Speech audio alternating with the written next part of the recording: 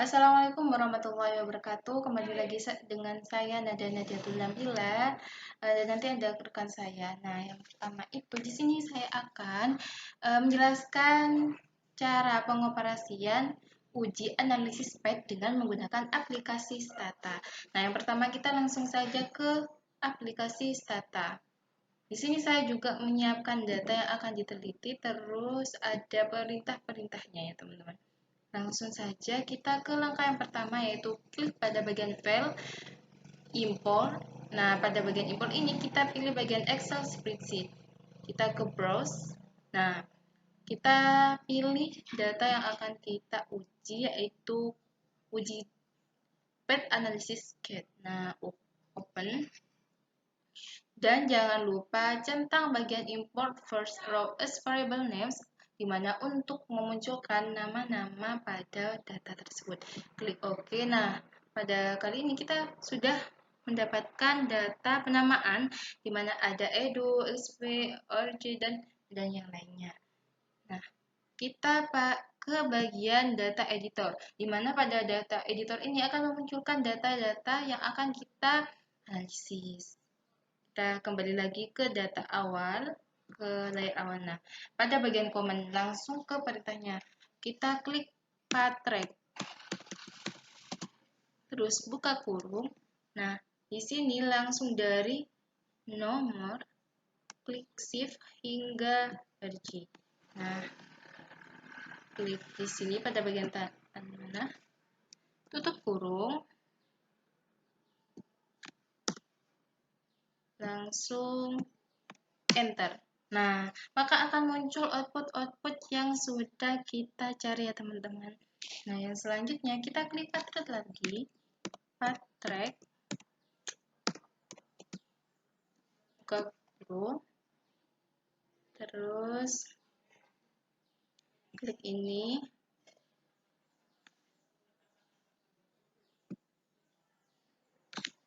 Tutup.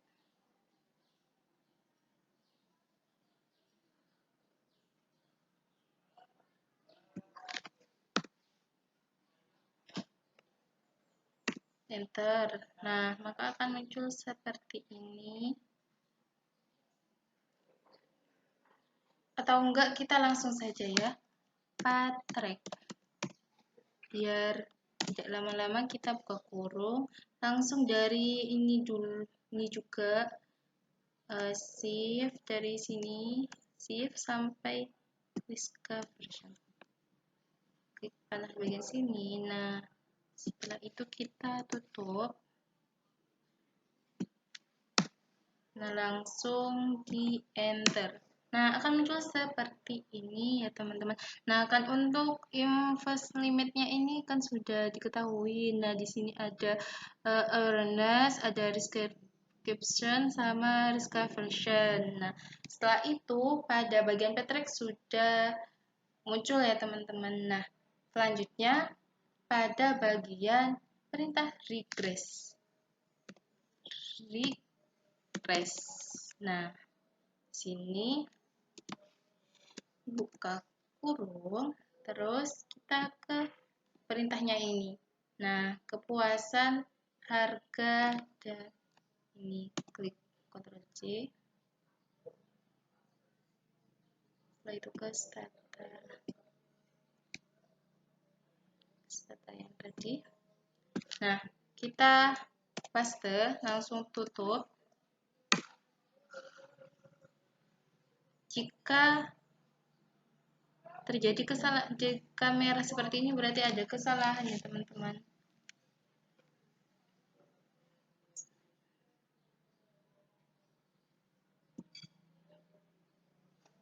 Kita kembali lagi ke sini,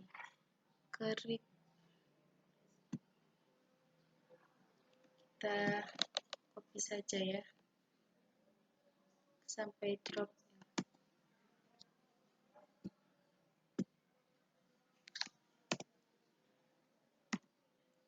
Nah, outputnya sudah dihasilkan seperti ini. Lagi regress.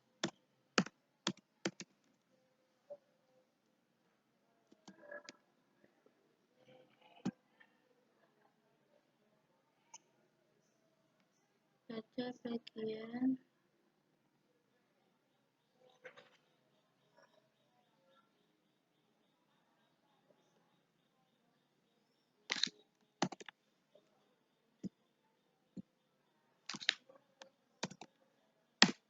nah muncul output seperti ini juga lagi.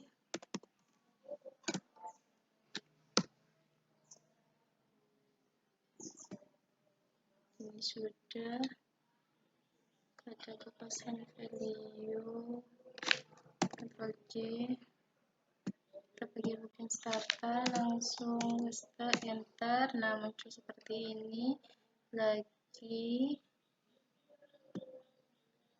Kita pada bagian terakhir itu keempat. Nah langsung ke data lagi.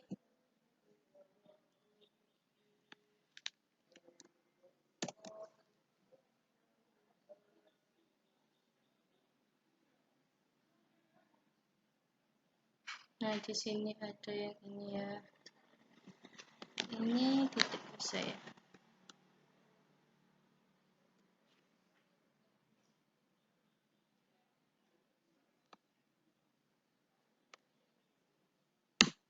Nah, muncul seperti ini, teman-teman. Nah, setelah itu outputnya sudah muncul ya. Baik, di sini saya akan melanjutkan langkah-langkah menggunakan stata dari teman saya.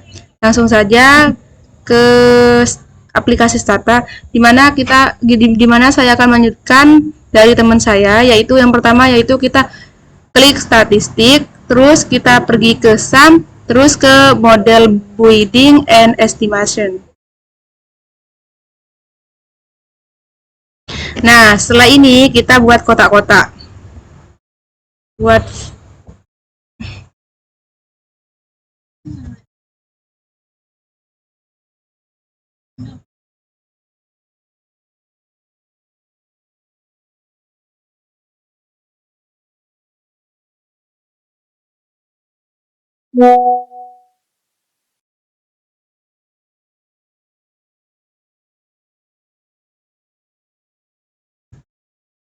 setelah itu kita kasih panah, tiap variabelnya kita kasih panah.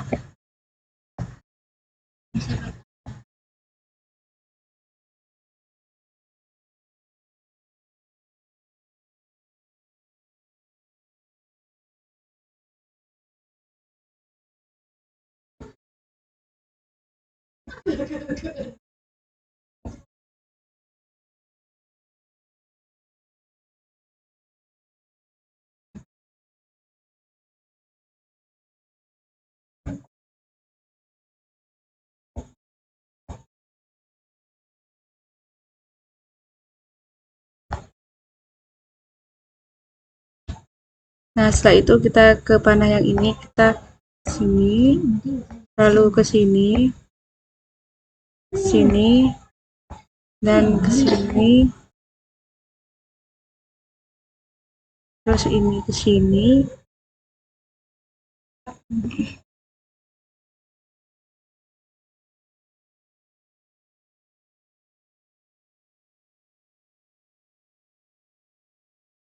Nah, setelah itu kita kasih nama tiap variabelnya.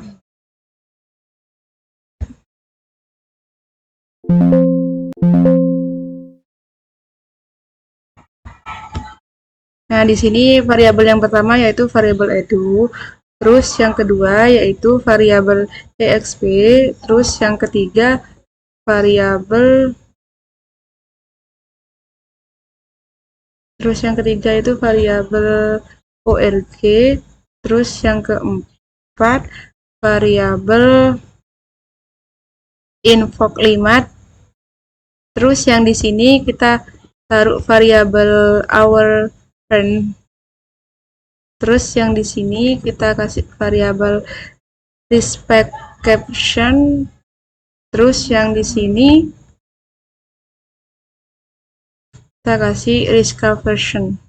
Nah, setelah itu kita ketik estimation, di mana ini untuk apa? Untuk mengeluarkan nilainya. Estimation, terus ketik estimation. Lalu kita centang maksimum, terus kita klik OK.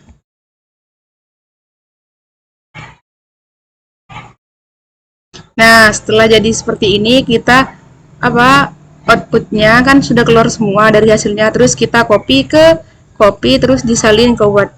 Nah, selanjutnya yaitu interpretasinya, di mana pada interpretasi yang pertama yaitu HTSE. HTSE 1 yang dimana probability chi-square yang mana nilainya 0,00, yang mana lebih kecil dari 0,05, maka modelnya terindeksi heteroskedastisitas yang mana tidak lolos. Terus yang ketiga yaitu pada tabel sulit E1 yang mana interpretasinya pada tabel di atas diketahui nilai probability 0,000 lebih kecil dari 0,05, maka modelnya tidak memenuhi syarat normalitas atau tidak lolos. Terus yang ketiga, terus pada tabel fifth yaitu interpretasinya pada tabel di atas diketahui nilai mean fifth sebesar 1,09 yang mana lebih kecil dari 10, yang berarti modelnya ini tidak terindikasi multikoleniaritas atau lolos. Terus yang HTS E2 di mana probability chi-square-nya yaitu 0,665, di mana lebih besar dari 0,05, maka modelnya terindeksi atau lolos. Terus yang pada tabel sulit E2 di mana interpretasinya pada tabel di atas diketahui nilai probability 0,396 yaitu lebih besar dari 0,05, maka modelnya memenuhi syarat normalitas yaitu lolos. Terus pada tabel fifth-nya yaitu pada tabel di atas diketahui nilai mean fifth-nya sebesar 1,09 yang mana lebih kecil dari 10, yang berarti modelnya ini tidak terindikasi multikoleniaritas.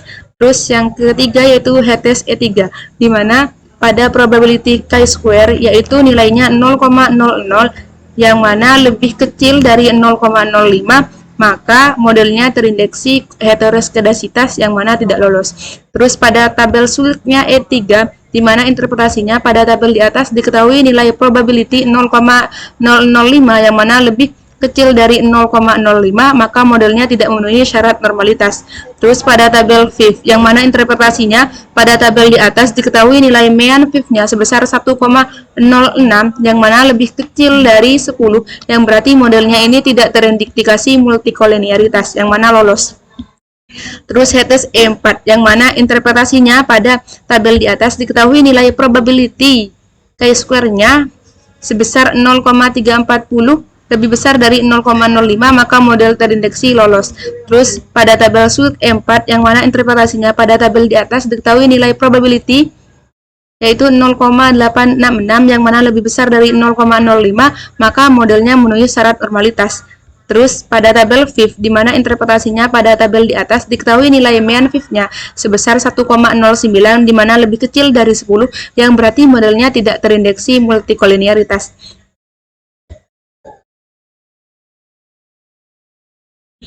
Pada variabel edu yang mana sebesar 0,002 yang mana yaitu mempengaruhi secara langsung kepada disconversion secara parsial.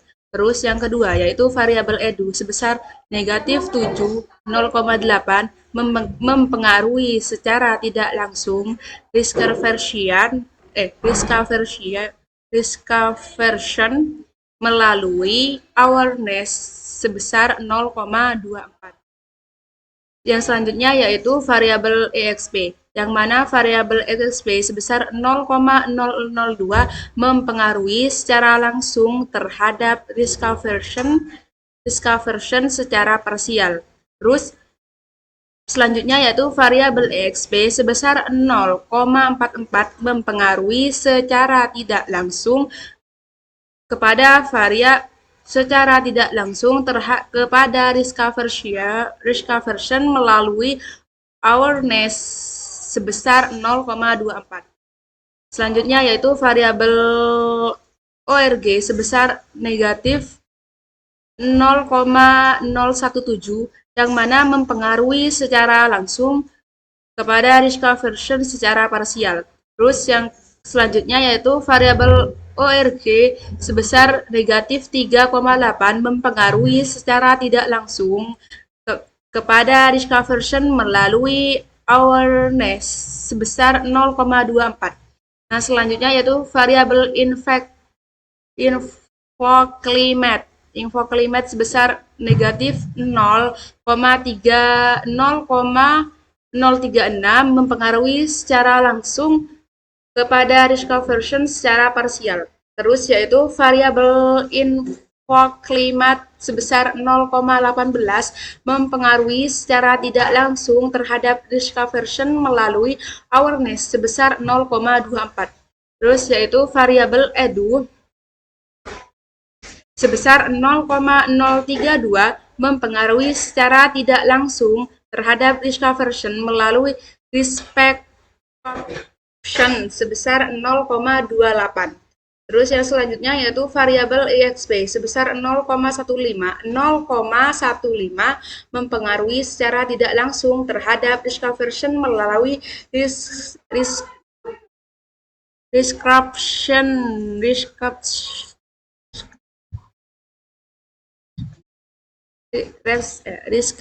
sebesar 0,28. Terus yang selanjutnya yaitu variabel ORG sebesar 0,26 mempengaruhi secara tidak langsung terhadap risk aversion melalui dispersion